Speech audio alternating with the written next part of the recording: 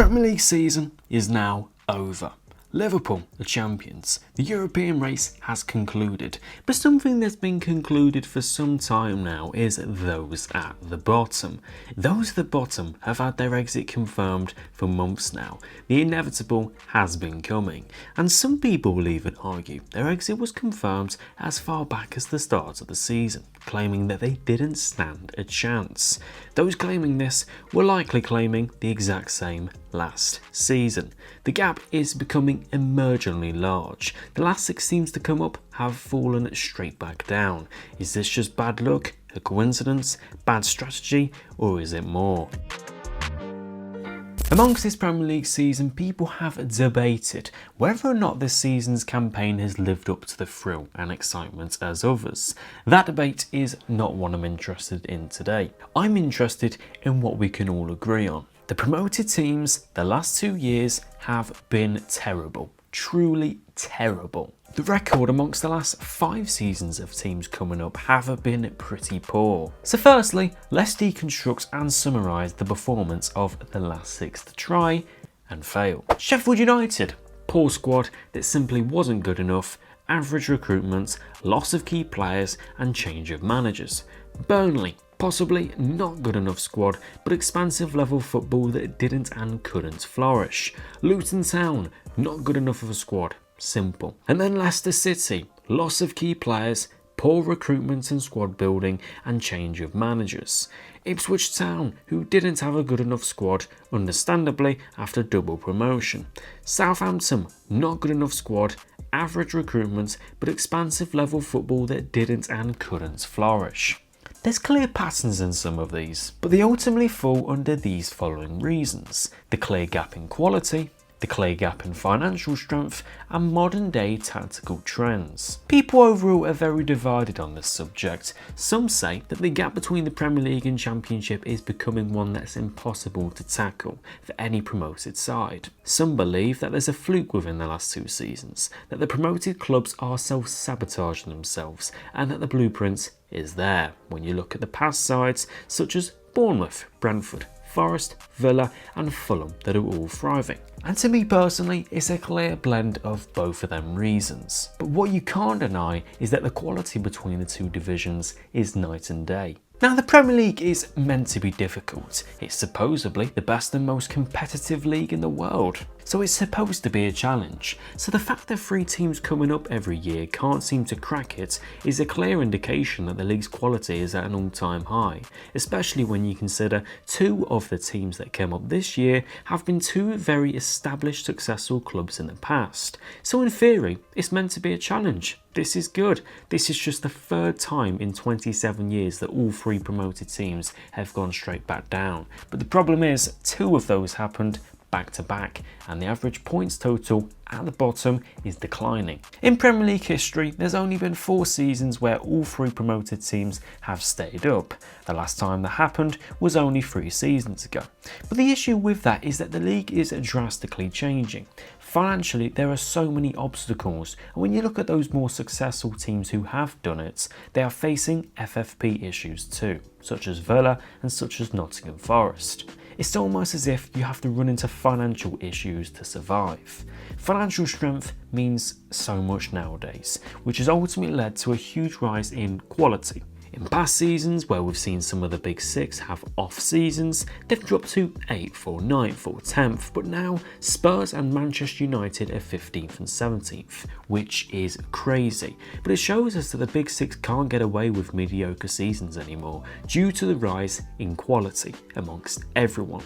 But then that sets the huge gap between the bottom 3 to Spurs and Man United, who are never going to go down, making the task of staying up immensely difficult. So finances mean a lot, but let's talk more about other problems. Some squads are just not good enough to compete, which is no different to the mass amount of teams before who have tried and went straight back down. But that links back to the big points. The quality gap is huge. Let's have a look at the Premier League versus the Championship this year in the FA Cup, for instance. You can see here there's a lot of thrashings.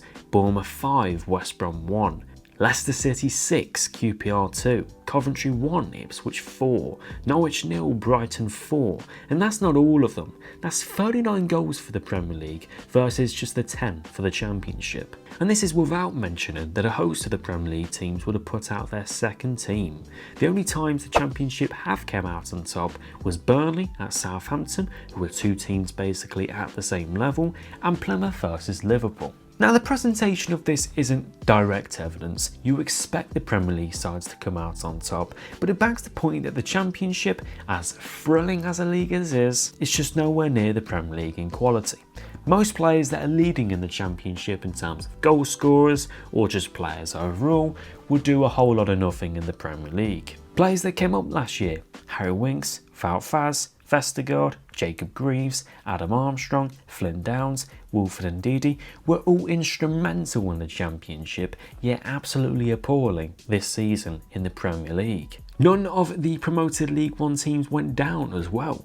It's a different league, and the quality outside the top 6 is pretty poor compared to the rest of the league. And ultimately in the Championship, mistakes just aren't very costly at all. The quality in Championship attacks are quite underwhelming. So Leicester City and Southampton got away with mistakes all the time in their expansive footballing play. So the transition back into the Premier League would have been extreme, even for two previously established clubs and players. Which takes me to my next point: tactical trends in modern day football. There's no denying that the past few years there's been a clear rise in teams playing out from the back and prioritising possession quite stubbornly, but this elaborate, attractive, demanding style of play only works with players actually at this level. Relegated teams in the past may not have had the tools to thrive in this division, but they look to play to their strengths, prioritise defending well, and look to win home games where they have the fans behind them, ultimately looking for a little bit of luck and trying to do as much as they can. But this season, Ipswich and Southampton won just one home game, whilst Leicester won just 4. To add to that, some of those teams stubbornly played out from the back, but most noticeably were absolutely shocking defensively. All three teams conceded 80 plus goals. The season before, Sheffield United conceded 104 goals, which is absolutely ludicrous at the highest of levels. You need to defend well to win games. It's as simple as that. Everton, when they simply needed to stay in the division, hired Sean Dyche, someone who brought the best out of the side defensively. Funnily enough, not a manager like Russell Martin, not a manager like Vincent Kompany, whose football requires higher level players who they can't access. And going back to my previous points, if you're a promoted side coming up to the Premier League, chances are your squad, your attack may not be Premier League quality.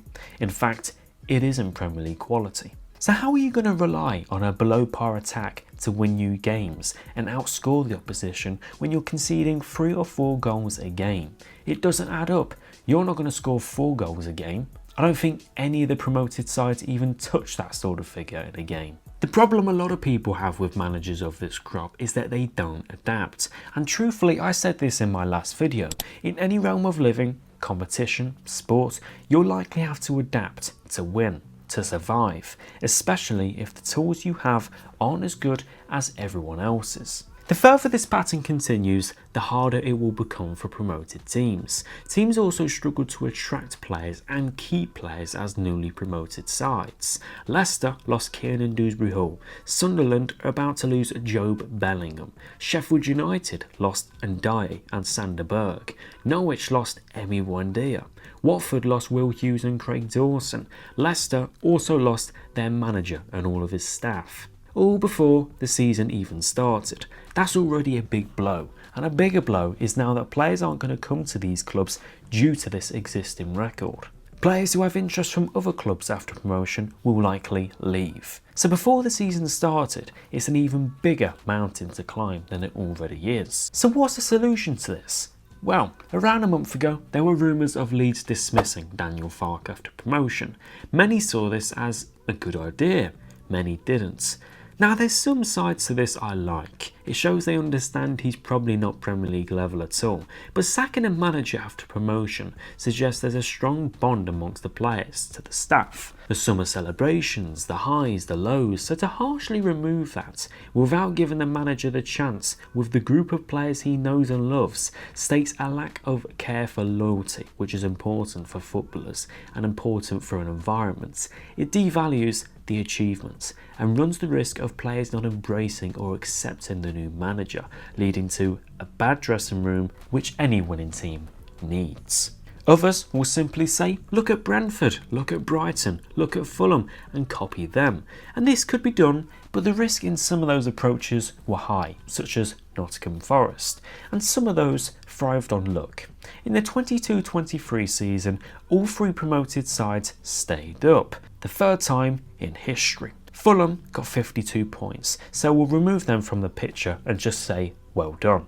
But nobody expected Leicester City to go down. It was a freak relegation with the quality they had. But all three teams suffered an eventual decline due to mismanagement. So Forest and Bournemouth thrived off of that. They capitalised on that.